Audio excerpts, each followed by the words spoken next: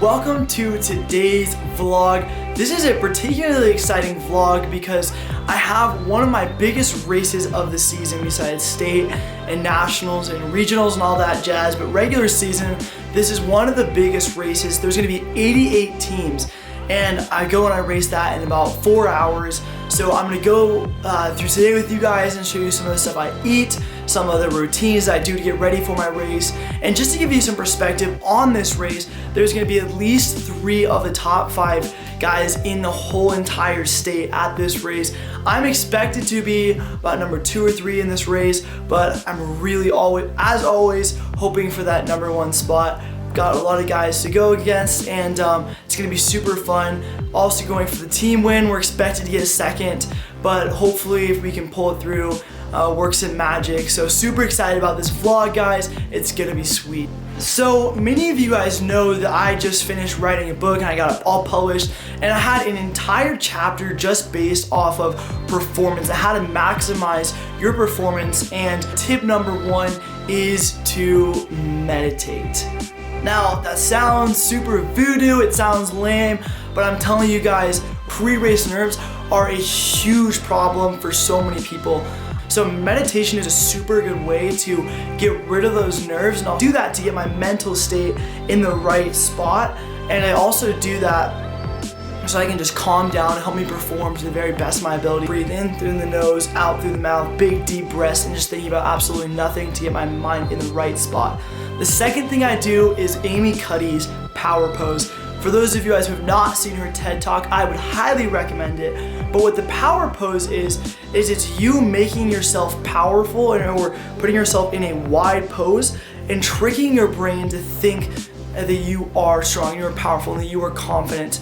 The mind is so incredible. Nobody ever thought breaking the 4-minute mile was possible until Roger Bannister did it. And then right after Roger Bannister did it, people have been trying for like a century to get this thing, and nobody could break 4. And then one guy finally proved it was possible. And then once he broke that mental barrier, obviously it's physical as well, but once he proved that it was possible, other people believed that they could do it, and like 10 other guys broke it right after that.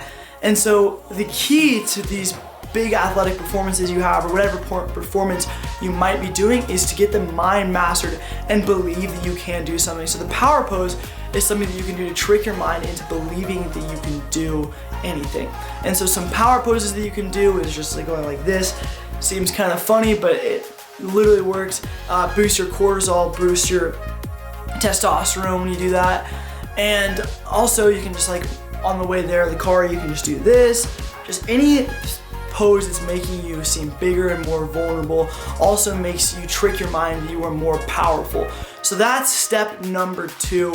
Step number 3 is to visualize your success. Every night I get into bed and I just visualize me crossing the line and the time that the clock reads and what the fans are saying. And Michael Phelps did the exact same thing before he won all of those Olympic medals. He'd go and he'd lay in bed when he'd wake up in the morning actually, and he'd visualize what it would feel like to hit that water and to get that first place medal.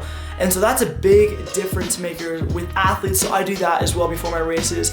I like to do all of the mental preparation before I actually go into my race, or before I actually go to the meet. Like usually I'll race around 4 o'clock in the afternoon, and so a couple hours before that I'll get mentally in state, and then I'll go to the actual meet. And then when I'm with my team, I'm messing around, I'm keeping it light, I'm not really doing any of this stuff because it's distracting me, it stresses me out a little bit if I'm doing it in that environment. So I just mess around, try to crack jokes, and then within 30 seconds of the actual race, no sooner, that's when I like revamp it and get right back into that mental state to make sure that I'm having the best race possible. Another thing I like to do pre-race is drink beet juice. This is the Master Chef. Juice is supposed to be super good for endurance. There's been like a bunch of studies done on endurance and beet juice, and like the longer you're going, the more effective it is. And it looks really funny, it tastes kind of nasty, but makes you run faster.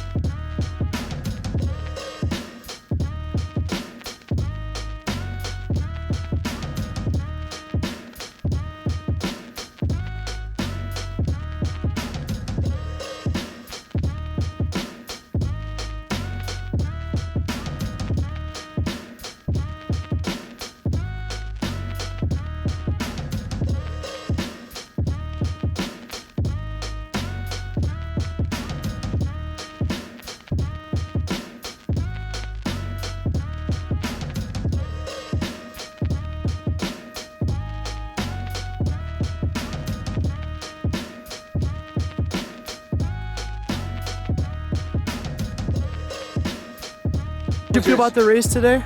You know, came out there, mouth was really dry, but then I was like, you know what? It's a great day to be a Jaguar, baby. But how about that Rock Canyon dub?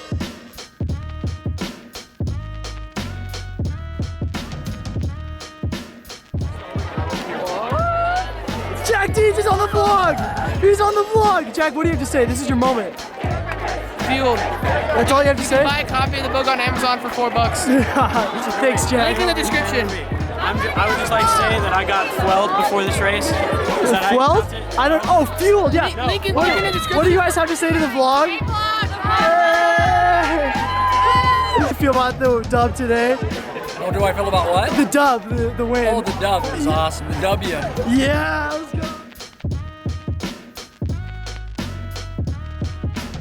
You came in clutch today to give Rock Canyon the dub. How do you feel? I feel great. I feel like, you know, our team worked really hard and it was a great team effort, you know. Got that pack, hashtag Wolf Pack, Jaguar Pack, hashtag Jag Pack. That's the new thing. So we beat Vista for the first time in Rock Canyon history, and all thanks to this guy, had a monster race. I think it's a team effort, but yeah. So freaking hungry right now, but remember that I brought the sandwich. So blessed, so happy about this thing. Beautiful.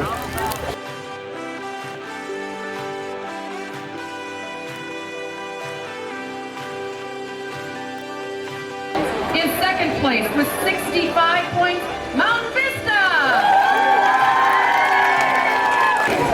And in first place, our 2017 Libertyville Cross Country Championships for Division I with a score of 63 points, Rock Canyon High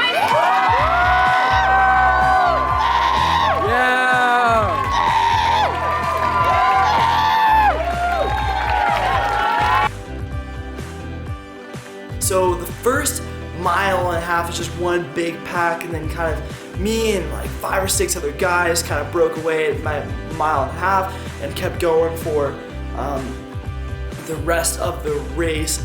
And then again at 400 meters, Chris Theodore on my team, me, and then this kid from Eagle Crest kind of pulled away from the rest of the group. And this race really hurt, by the way. It's fast course, but I've never ran with so much competition in my entire life, and man, did it hurt. So us three broke away, and we're kind of going in the last 300 meters, and we all just start sprinting, and it's pretty close. It's like Chris is ahead of us by me and Mason Brown, this kid from Eagle Crest that came out of nowhere. So Chris is up there about 2 seconds ahead of us, and then it's Mason, and then it's me right behind Mason. So we're going to the finish. Us three in the dead sprint. I barely lost any kick by 1 second to Chris, and I got this exact same time. Barely got inched out ducked at the finish to Mason Brown from Eagle Crest. But I was super happy with third place since it was such a close race, and also I was super stoked because I ran the fastest sophomore 5K time in the United States of America. So achieving that was like a huge accomplishment for me. It was something that I've been dreaming of and visualizing for a while, and I didn't even think it was going to happen this race.